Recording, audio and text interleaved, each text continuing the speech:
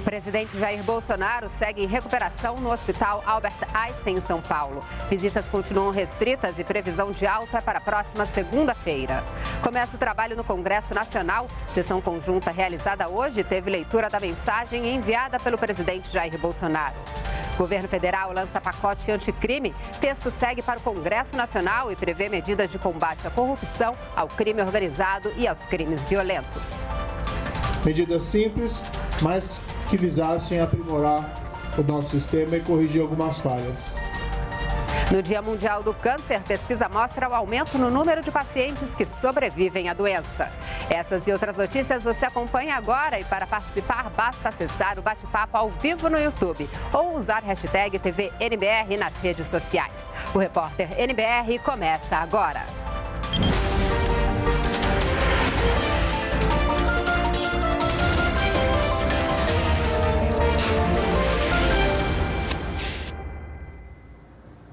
Olá, boa noite. Acompanhe com a gente as notícias do governo federal desta segunda-feira, 4 de fevereiro de 2019.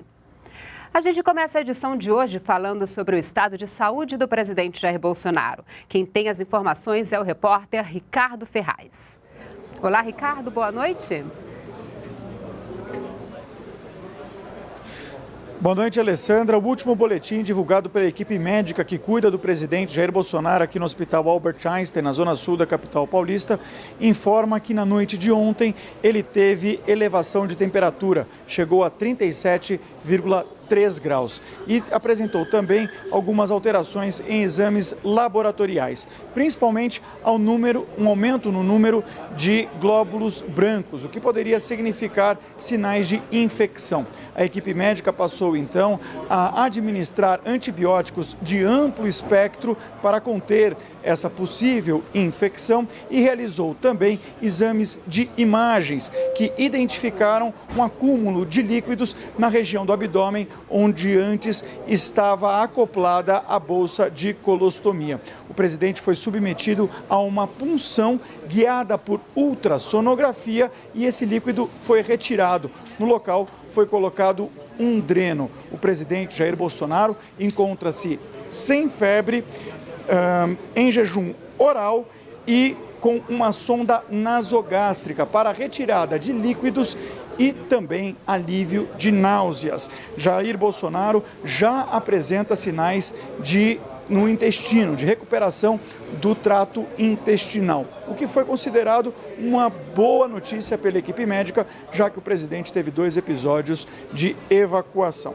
Em virtude do período de medicação, a alta que estava prevista para a próxima quarta-feira foi adiada pelo menos até segunda-feira da semana que vem. E as visitas seguem sendo restritas. Segundo o porta-voz da Presidência da República, Otávio Rego Barros, a situação do presidente é considerada dentro do esperado para uma pessoa que se submeteu a 3 cirurgias nos últimos 4 meses. Otávio Rego Barros falou também com a imprensa hoje a respeito de outras ações da administração federal. Entre elas, a apresentação por parte do Ministério da Justiça da lei anticrime.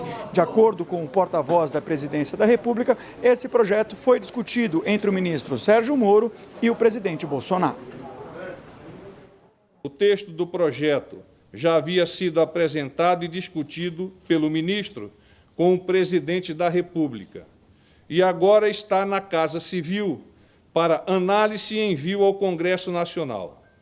De acordo com o ministro, o projeto de lei será apresentado ao Congresso após a recuperação do presidente. Em resumo, penas mais rigorosas e de mais fáceis execuções. Discussão com a sociedade e transparência.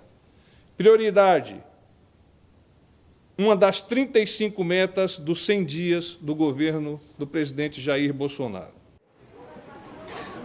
Otávio Rego Barros falou também sobre a mensagem do presidente Bolsonaro, que foi lida hoje no Congresso Nacional na retomada das atividades legislativas. O presidente destacou no texto a importância da separação entre os poderes executivo e legislativo para que a administração pública sirva à sociedade. O porta-voz da presidência destacou os principais pontos que são considerados prioritários pelo presidente.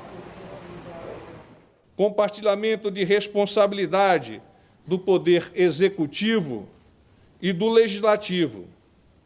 Administração pública voltada a servir a população brasileira. Mais Brasil, menos Brasília. Passos para isso: geração de emprego e renda, reformas estruturantes, previdência e tributária, qualidade da educação, resgate da segurança.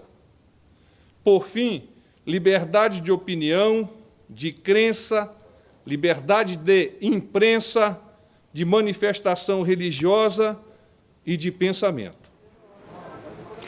Outro tema do dia são as ações do governo federal que seguem em Brumadinho, Minas Gerais. O Ministério da Saúde elaborou um manual que será distribuído aos hospitais da região a respeito de prevenção de doenças. A Força Nacional do Sistema Único de Saúde, o SUS, também monitora o sistema local, ali, os hospitais, 24 horas por dia, dando atenção especial à saúde mental. Voltamos com você, Alessandra. Muito obrigada pelas informações, Ricardo. E ainda sobre Brumadinho, como dizia o Ricardo, as equipes de resgate enfrentaram chuvas fortes no domingo e na manhã de hoje. Ainda assim, seguem as buscas pelas vítimas. Até o momento foram encontrados 115 corpos, 71 pessoas foram identificadas. 276 permanecem desaparecidas. Foi apresentado hoje pelo ministro da Justiça e Segurança Pública o projeto de lei anticrime. A meta é combater de forma mais efetiva a corrupção, crimes violentos e o crime organizado. O ministro Sérgio Moro reafirmou que é dever do governo federal liderar mudanças. Dar mais agilidade no cumprimento de penas, melhorar as investigações e diminuir a sensação de impunidade no país. Esses são alguns dos objetivos do projeto de lei anticrime apresentado pelo ministro Sérgio Moro. Medidas simples, mas que visassem aprimorar o nosso sistema e corrigir algumas falhas. A proposta altera 14 leis, entre elas o Código Penal, o Código de Processo Penal e a Lei de Crimes Hediondos. Moro explicou os pontos do projeto em uma reunião em Brasília com governadores e secretários de segurança pública de todo o país. Uma das principais mudanças propostas é a prisão após condenação em segunda instância, como regra no processo penal. O governo federal tem que assumir a liderança no processo de mudança e, para tanto, precisa de alterações mais gerais. Uma delas é a execução em segunda instância. O Supremo já afirmou 4 vezes que ela é constitucional.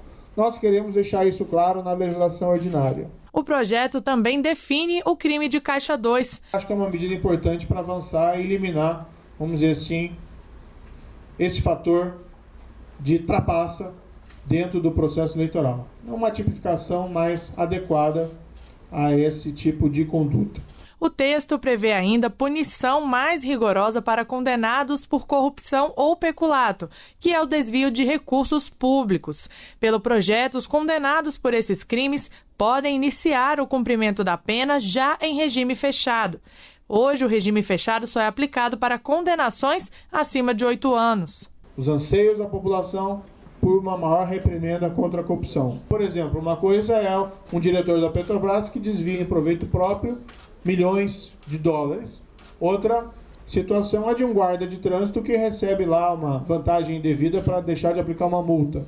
É grave? É grave. Mas não precisa regime fechado no segundo caso. No primeiro caso, precisa.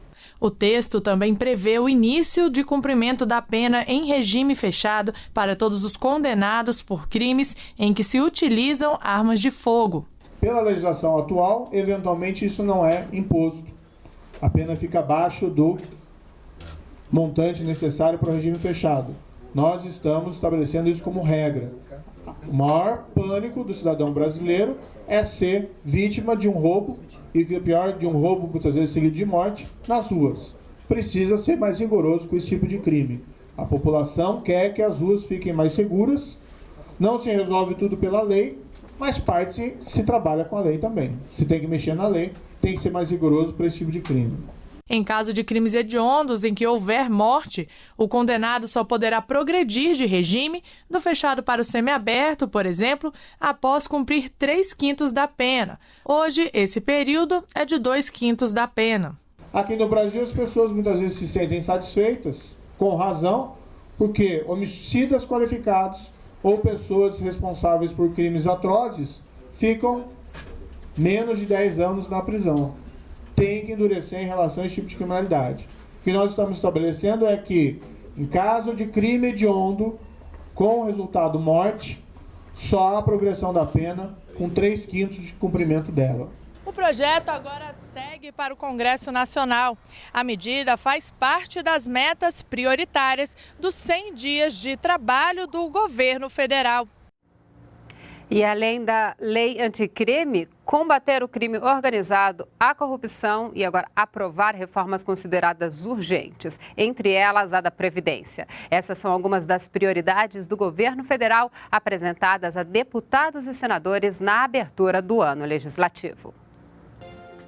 Na primeira sessão legislativa do ano, com os deputados federais e senadores recém-empossados, o governo federal anunciou quais serão as matérias prioritárias que devem ser encaminhadas ao Congresso Nacional.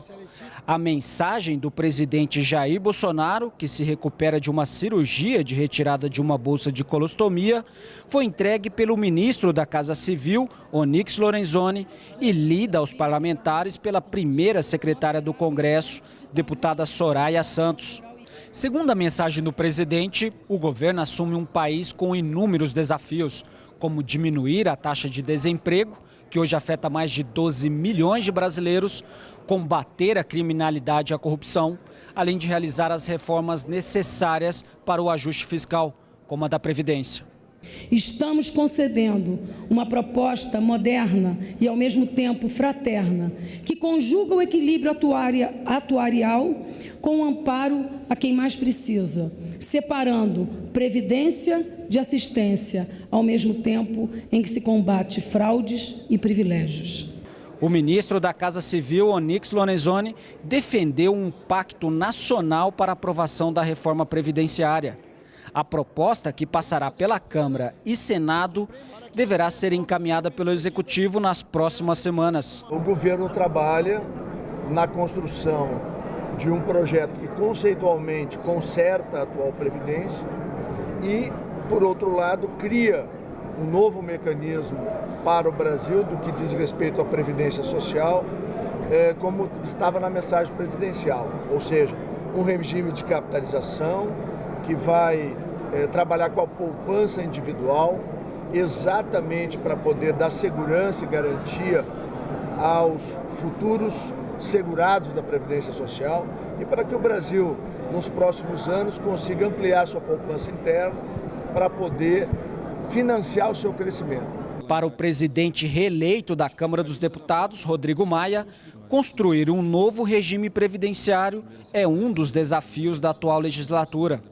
Nessa legislatura, precisaremos enfrentar uma pauta de matérias urgentes, de modo a corresponder à vontade da maioria da população indicada pelo resultado das urnas. Nesta pauta, sobressaltam-se temas como as reformas da Previdência e tributária, a retomada do crescimento econômico, a redução da violência, o combate à corrupção e a redução da pobreza no nosso país. O presidente do Senado, Davi Alcolumbre, acredita que só com um diálogo será possível fazer mudanças e aprovar as grandes reformas necessárias para o país. Para que essas reformas sejam bem-sucedidas, deverá ser promovida uma ampla discussão possível, integrando e ouvindo os representantes dos municípios e dos estados, dos partidos políticos e com a efetiva participação popular. O presidente do Supremo Tribunal Federal também participou da solenidade de abertura do ano legislativo e defendeu maior envolvimento entre os três poderes. Venho propondo a celebração de um novo grande pacto entre os três poderes, que envolva reformas fundamentais, que estamos cientes de serem necessárias para a nação brasileira, como a reforma previdenciária e a fiscal e tributária, e que compreenda necessariamente uma repactuação federativa, evitando que estados e municípios cheguem a um quadro de insustentável inadimplência. Vai ser um governo que vai cumprir o compromisso que ele firmou nas ruas com os brasileiros, de trazer de volta a esperança para o país, mas isso vai ser construído com muito diálogo, muito diálogo. Nós reiteramos de que o mandato de um presidente da República ou de um parlamentar é uma maratona e não uma corrida de 200 metros. Portanto, para que a gente chegue forte no fim, tem que ter diálogo, paciência, resiliência e, acima de tudo, uma capacidade de fazer aquilo que caracteriza o Congresso Nacional, que é parlar, ou seja, falar. E é o que nós vamos fazer. E sobre as buscas em Brumadinho, nós falamos agora há pouco em 115 mortos, mas o dado mais atualizado já traz a confirmação de 134 mortos. 120 foram identificados. 199 pessoas permanecem desaparecidas. Com a fusão de 4 pastas, quase 3 mil cargos foram extintos na esplanada dos ministérios. A nova estrutura de quadro dos funcionários já está em vigor. O novo Ministério da Economia é uma junção de 4 pastas: Fazenda, Planejamento, Desenvolvimento e Gestão, Indústria, Comércio Exterior e Serviços e Trabalho passaram a formar um único ministério. Com a fusão, 2.987 cargos foram extintos. Entre eles, cargos de direção e assessoramento, funções comissionadas e funções gratificadas. A nova estrutura do Ministério da Economia conta com 3.612 cargos comissionados, sendo que 2.043 só podem ser ocupados por servidores concursados. O primeiro escalão do Ministério é formado por 7 secretarias especiais, entre elas Receita Federal, Previdência e Trabalho e Desburocratização, Gestão e Governo Digital. A adequação dos espaços físicos já está em processo. Até lá, os servidores permanecem no mesmo local onde já desempenham suas funções. E a nossa equipe conversou com o secretário de Gestão do Ministério da Economia, que explicou as vantagens da nova estrutura ministerial.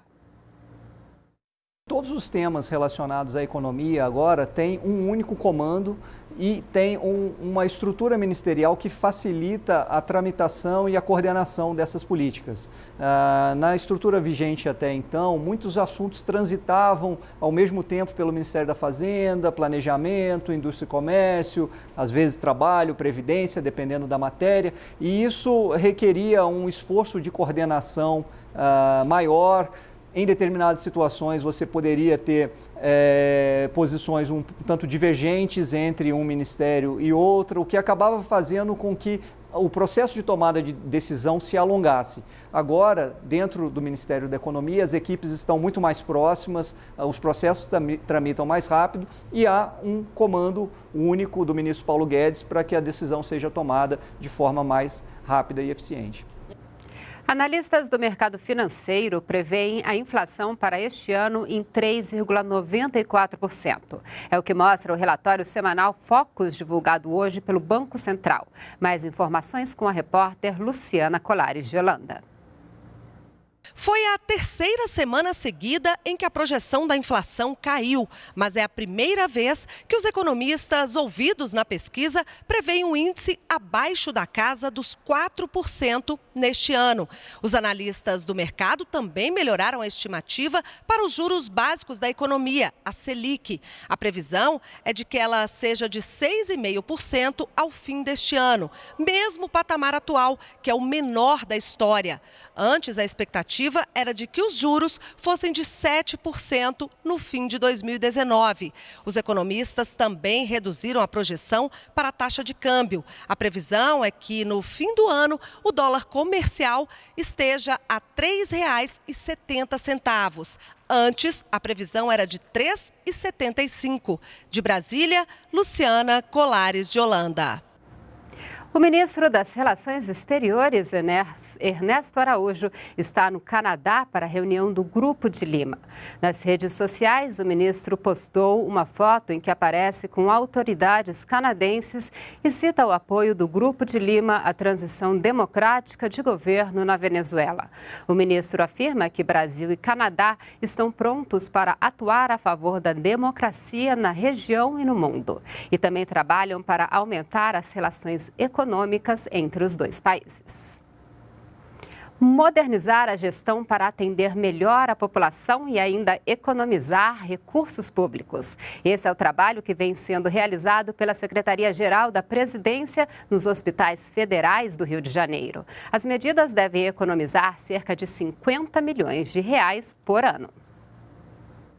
Criar um centro integrado para licitação e compra de materiais e, com isso, melhorar a gestão e economizar dinheiro público. Essa é a meta da Secretaria-Geral da Presidência da República, em parceria com o Ministério da Saúde, dentro da ação que pretende aprimorar o serviço prestado pelos 6 hospitais federais do Rio de Janeiro. Juntos, eles possuem 1.600 leitos. Profissionais de hospitais de referência, como Albert Einstein e Sírio-Libanês, apresentaram um diagnóstico prévio da análise sobre as instituições federais. De acordo com a Secretaria de Modernização do Estado, subordinada à Secretaria-Geral, esses hospitais de referência vão transferir tecnologia e experiência para as unidades públicas. Com essa ação integrada, o governo prevê a redução de tempo de espera na fila por atendimento. Outro resultado é economizar cerca de 50 milhões de reais ao ano na gestão dos hospitais. O custo desses 6 hospitais é de 500 milhões de reais ano, sendo que estamos falando de custeio e investimentos, não estamos falando aqui de folha de pagamento. Utilizando-se os preços mais baixos praticados pelos 6 hospitais, chegou-se à conclusão que havia um desperdício de 50 milhões de reais ano. Ou seja, se todos os 6 hospitais comprassem os mesmos produtos, sempre pelo preço mais baixo que um dos 6 praticou, a economia seria de 50 milhões. Ora, se a economia anual é de 50 milhões, nós podemos concluir que em 10 anos a rede federal no Rio de Janeiro poderia dobrar de tamanho. Nós acreditamos que essa economia possa ser muito maior do que esse valor de 50 milhões. Então, uma das coisas que se pretende fazer é a criação de um centro integrado de serviços, para que seja feita uma única licitação e uma única compra, o que aumenta o poder de negociação por parte do governo federal. As reuniões do grupo, que faz parte dessa ação integrada, são realizadas uma vez por semana e o ministro Gustavo Bebiano vai visitar pessoalmente os hospitais com regularidade. A previsão do governo, segundo Bebiano, é de que em 3 meses o diagnóstico da situação dos hospitais seja fechado e, durante o período, os problemas detectados possam já ser solucionados, como, por exemplo, medidas para redução de infecção hospitalar. O ministro informou ainda que o governo estuda a criação de um centro compartilhado de distribuição de materiais no Rio de Janeiro. Essa ação integrada faz parte da meta dos 100 dias de governo de melhorar a gestão e uso dos recursos públicos. Hoje é Dia Mundial do Câncer e cada vez mais os pacientes têm sobrevivido à doença. A informação é do Instituto Nacional de Câncer, o INCA. Quem olha para a Lady Jane não imagina que ela teve câncer de colo de útero. A doença foi identificada no início de 2017. Depois de 6 meses de tratamento em unidades ligadas ao Ministério da Saúde, o tumor desapareceu. Depois de superar a doença, Lady Jane diz que se transformou em uma nova mulher. Eu passei a ver a vida de outra forma. Encarei de forma positiva. Peguei o que eu absorvi de bom, procurei amadurecer, né? E observei, descobri o quanto eu sou amada, né? Em função dos amigos, os parentes que estiveram presentes, me ajudando. Casos como esse de pessoas que venceram o câncer são cada vez mais comuns aqui no Brasil. Por isso, o INCA, Instituto Nacional de Câncer, fez uma pesquisa para descobrir quais são as necessidades desses pacientes. O levantamento analisou 4 tipos de câncer e apontou a expectativa de cura em cada um. No de próstata, chega a 92%. No de mama, 75%. Na leucemia infantil, 66%. E no de colo de útero, 60%. Esse ano, no Brasil, devem ser diagnosticados 582 mil novos casos de câncer. A pesquisa revelou que depois de superar a doença, os pacientes precisam continuar recebendo atenção. Eles necessitam manter não só o acompanhamento médico, mas também ter orientação nutricional e psicológica. Em alguns casos, contar ainda com a ajuda de uma fisioterapeuta. Outro problema enfrentado por quem sobrevive ao câncer é conseguir uma vaga no mercado de trabalho. O que a gente percebe é que esses pacientes, eles precisam refazer as suas vidas depois de um período desse. Muitos perdem o trabalho ou quando tentam retornar ao trabalho, podem enfrentar uma demissão, por exemplo. Por que demitir um paciente porque ele recebeu um diagnóstico de câncer? Ele tratou, ele está livre da doença, ele tem condição de voltar a trabalhar. Então, até esse tabu, esse estigma que o paciente enfrenta, é importante que a gente comece a discutir aqui no Brasil também. Com os números da pesquisa, o INCA vai criar novas políticas públicas para ajudar quem já concluiu o tratamento do câncer.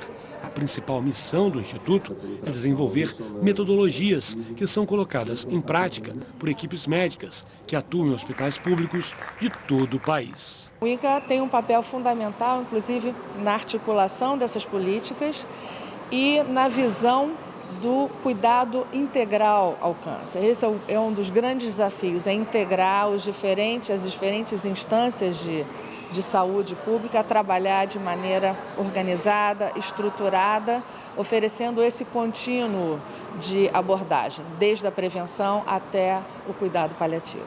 O INCA carrega uma força muito grande num dia como o de hoje para botar outros temas que são tão importantes quanto o diagnóstico e tratamento na Política Nacional de Prevenção e Controle do Câncer. Nós ficamos por aqui. Toda a nossa programação você acompanha ao vivo pelo site da NBR e pelo canal no YouTube. Acesse também o nosso perfil no Twitter e você pode ainda mandar sugestões de reportagens e dúvidas sobre programas e ações do governo federal para o nosso WhatsApp. Então, anote aí, é 61 99867 8787. Acompanhe agora um vídeo sobre o projeto de lei anticrime apresentado hoje pelo governo federal. Uma boa noite para você e continue com a gente na NBR, a TV do governo federal.